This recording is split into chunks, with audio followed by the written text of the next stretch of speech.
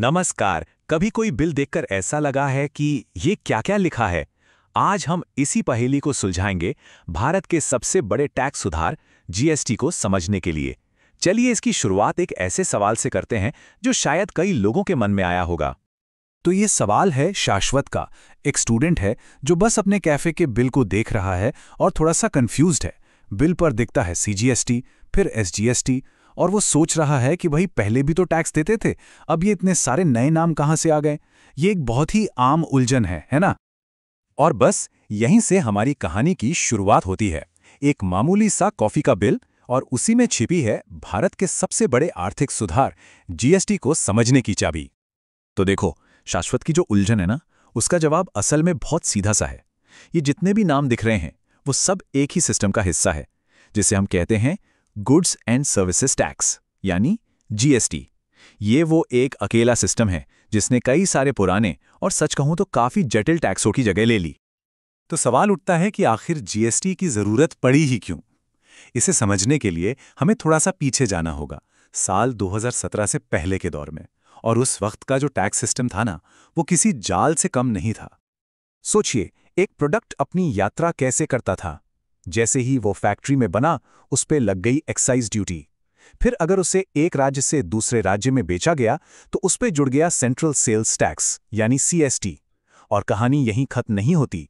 जब वो सामान किसी लोकल दुकान तक पहुंचा तो उस पर लग गया वैट, यानी वैल्यू एडेड टैक्स, मतलब टैक्स के ऊपर टैक्स। ये था टैक्स पे टैक्स का खेल। इसे ही कैस्केडिंग इफेक्ट कहते हैं। मतलब हर कदम पर सामान की कीमत बढ़ती जा रही थी और इसका सारा बोझ वो आखिर में जाकर ग्राहक पर ही पड़ता था। साफ था कि भारत को एक नए सिस्टम की जरूरत थी। एक ऐसा सिस्टम जो यूनिफाइड हो, पारदर्शी हो और हाँ, एफिशिएंट भी हो। और इसी जरूरत का जवाब बनकर आया जीएसटी। इसका नारा ही अपने आप में सब कुछ कह देता है। एक राष्ट्र, एक कर। ये सिंप्लीफिकेशन और आर्थिक एकता की तरफ एक बहुत बहुत बड़ा कदम था। अच्छा, यहां पर एक और कंफ्यूजन होता है। लोग सोचते हैं कि ये जीएसटी इनकम टैक्स से कैसे अलग हैं तो दोनों टैक्स ही, है ना? चलिए इस फर्क को भी एकदम साफ कर लेते हैं। देखिए, टैक्स मोटे तौर पर दो तरह के होते हैं। एक होता है डायरेक्ट टैक्स, जैसे इनकम टैक्स। इसका बोझ सीधे उसी इंसान पर पड़ता है जो कमा रहा है और टैक्स दे रहा है। इसे किसी और पर नहीं टाला जा सकता। और दूसरा होता है इनडायरेक्ट टैक्स, जैसे कि जीएसटी। यहाँ पर दुकानदार या कंपनी सरकार को टैक्स तो देती है, लेकिन उसका बोझ आगे बढ़ा देती है, यानी ग्राहक पर। तो असल में टैक्स दुकानदार ने भरा, पर पैसा ग्राहक की जेब से गया। तो अगर जीएसटी को ठीक से डिफाइन करना हो तो कैसे करेंगे? ये एक सिंगल, कॉम्प्रिहेंसिव यानी व्यापक टैक्स है। ये डेस्टिनेशन बेस्ड है, मतलब जहां सामान इस्तेमाल होगा, टैक्स वहीं जाएगा। और ये मैन्युफैक्चरर से लेकर फाइनल कंज्यूमर तक हर गुड्स और सर्विस की सप्लाई पर लगता है। ठीक है, तो हमने ये तो कह दिया कि एक राष्ट्र एक कर। पर ये एक कर वाला सिस्टम असल में काम कैसे करता है? चलिए इसकी मशीनरी को समझते हैं। भारत में जो सिस्टम है उसे कहते हैं ड्यूअल जीएसटी मॉडल। अब याद है शाश्वत का बिल? उस पर सीजीएसटी और एसजीएसटी लिखा था। इसका मतलब है कि जब कोई चीज एक ही राज्य के अंदर बिकती है तो टैक्स दो हिस्सों में बढ़ जाता है। सीजीएसटी जो जाता है केंद्र सरकार को और एसजीएसटी जो जाता है राज्य सरकार को। और मान लीजिए अगर बिक्री एक राज्य से दूसरे राज्य में हो तब लगता है आईजीएसटी। इसे केंद्र सरकार इकट्ठा करती है और फिर राज्यों के बीच बांट देती है। यहीं जीएसटी का एक और बहुत जरूरी पहलू सामने आता है। ये एक कंजम्पशन बेस्ड टैक्स है। मतलब टैक्स का पैसा उस राज्य को मिलेगा जहां सामान इस्तेमाल हो रहा है, ना कि उस राज्य को जहां वो सिर्फ बना है। इससे क्या होता है?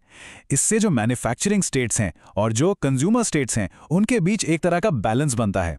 काफी फेयर सिस्टम है ना? और इस पूरे सुधार का असर सिर्फ टैक्स कलेक्शन पर नहीं हुआ। इसने पूरे देश के लिए एक ज्यादा आसान और कहीं ज्यादा फेयर सिस्टम की नींव रखी। हाँ, लेकिन ये सब कुछ रातों रात नहीं हो गया। ये एक बहुत लंबा सफर था। देखिए, जीएसटी का आइडिया पहली बार साल 2000 में आया था।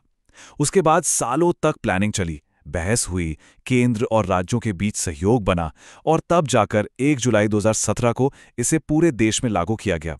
एक लंबा सफर था ये। तो सवाल है, इससे फायदा किसको हुआ? देखा जाए तो ये लगभग सबके लिए एक विन विन सिचुएशन थी। बिजनेस के लिए कंप्लायंस आसान हो गया, एक रजिस्ट्रेशन, एक रिटर्न। हम जैसे कंज्यूमर्स के लिए टैक्स का बोझ कुछ कम हुआ और कीमतें ज्यादा ट्रांसपेरेंट हो गईं। सरकार को एक यूनिफाइड नेशनल मार्केट मिला और रेवेन्यू कलेक्शन भी बेहतर हुआ। और सबसे अच्छी बात, ये पूरा का पूरा सिस्टम टेक्नोलॉजी पर चलता है, सब कुछ ऑनलाइन।